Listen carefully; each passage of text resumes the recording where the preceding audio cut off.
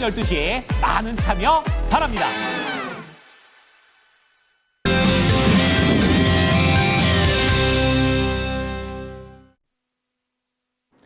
자, 뉴욕 거래소는 좀 쉬어가면서 거래를 마치는 모습이었고, 이제 그런 가운데 관세라든지 그리고 연준의 통화 정책을 조금은 계속 지켜봐야 되는 시점이 이어지고 있습니다.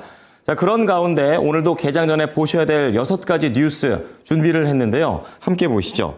자, 첫 번째는 이제 대선과 관련된 얘기들이 최근에 계속 나오고 있습니다. 다시 한번 이 야당 쪽에서 AI 변호사를 써서 노동 시간을 유연화를 해야 된다. AI의 좀 활용법을 다시 한번 공약으로 제시를 했는데요. 내용을 잠시 후에 보도록 하겠고요. 두 번째로 볼 것은 수주와 관련된 내용입니다. 뚫기 힘들었던 중국의 자율 자동차 심장부에다가 핵심 부품을 공급하게 된 삼성전기와 관련된 내용입니다. 어느 정도의 모멘텀이 될지 자세한 내용도 알아봅니다. 그리고 마지막으로 철강 쪽에서도 소식이 있는데요. 현대제철에서 자회사 매각을 해서 미국의 제철소에 투자한다라는 전략을 제시하고 있습니다. 자세한 소식들 정수지 캐스터가 전해드립니다. 수요일 모닝뉴스입니다. 오늘 장에 영향을 줄 수 있는 6가지의 뉴스들 함께 알아보겠습니다. 먼저 헤드라인입니다. 정부가 미국 알래스카 LNG 프로젝트를 대미 관세 협상에 적극 이용하겠다고 피력했습니다. 더불어민주당이 AI 서비스 확산 내용을 담은 중소벤처기업 정책과제를 제안했습니다.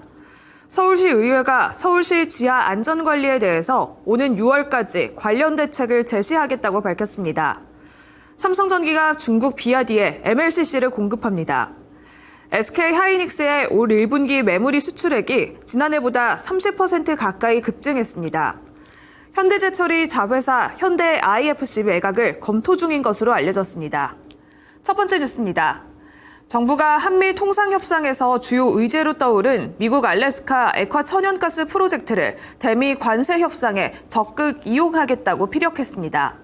최남호 2차관은 현재 한미 양국 간 실무 협상이 진행 중이며 곧 알래스카 출장을 갈 계획이라고 밝혔습니다. 일본과 한국 모두의 가장 큰 수출품 중에 하나가 자동차이기 때문에 알래스카 LNG 프로젝트가 한국의 대미 관세 협상 패키지의 하나가 될 수 있다는 생각을 한다며 자동차가 큰 혜택을 받을 수 있다면 양보할 수 있는 부분이라는 것이라고 말했습니다. 다만 산업부는 정부 입장은 물론 관세 협상 패키지 포함 여부는 아직 결정된 바가 없다고 부인했습니다. 관세 협상 카드로 떠오른 조선주와 함께 관세 직격탄으로 받고 있는 또 자동차 관련주들의 흐름까지도 주시해보시면 좋을 것 같습니다. 두 번째 뉴스입니다.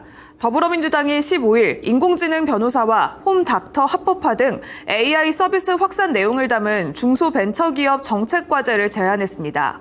정책과제를 발표하면서 민주당 정책위에 공식 제안했고 실제 정책으로 반영되도록 최선을 다하겠다고 덧붙였습니다. 우선 AI 서비스 확산을 위한 AI 변호사와 AI 홈닥터의 합법화를 제안했는데 직능 단체들의 반발에 관한 질문에 대해서는 변호사협회와도 여러 차례 만나 토론했는데 간극이 매우 좁혀져 있다며 업계에서 어느 정도 공론화가 되고 있고 의료계의 경우에도 코로나19 시절 비대면 원격 진료가 시행돼서 이미 알고 있는 내용이라고 설명했습니다.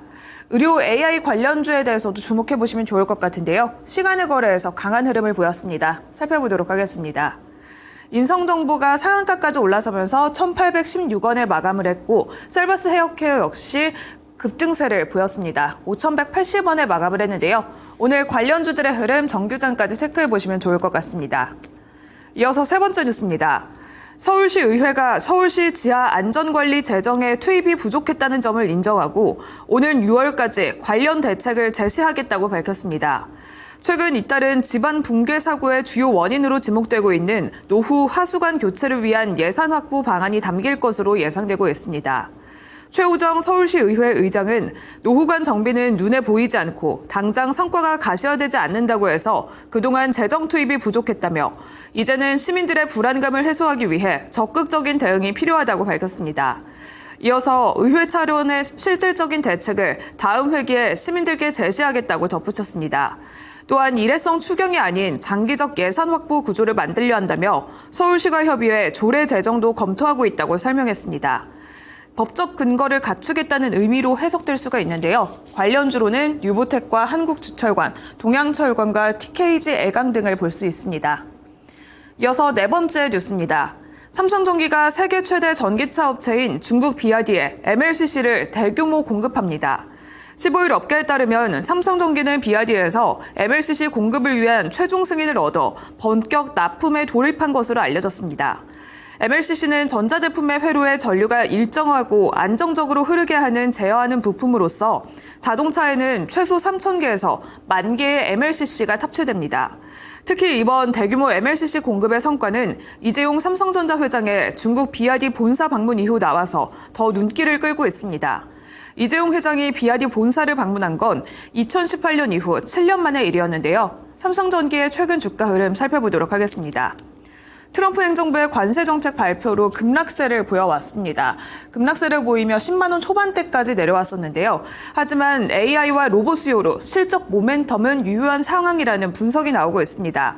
외국인은 4거래일 연속 매도세를 보였지만 기관은 반대로 최근 4거래일째 순매수를 하면서 삼성전기의 주가 반등을 이끌어주고 있습니다. 오늘장 뉴스까지 체크해보시면 좋을 것 같습니다.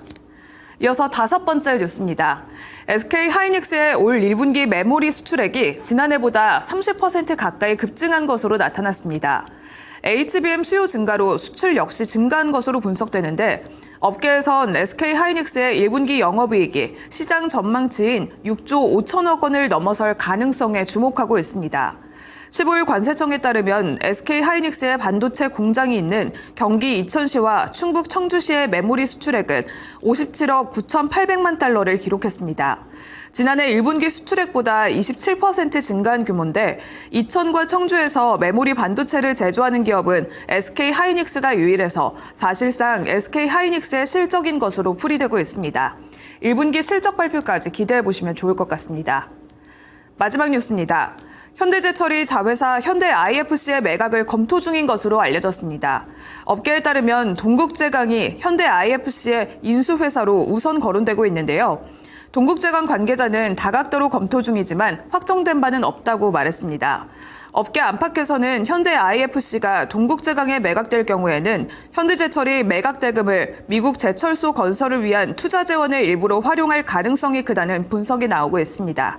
다만 현대제철 관계자 역시 아직 결정된 바는 없다고 부인했습니다. 이상 6가지 모닝뉴스 전해드렸습니다.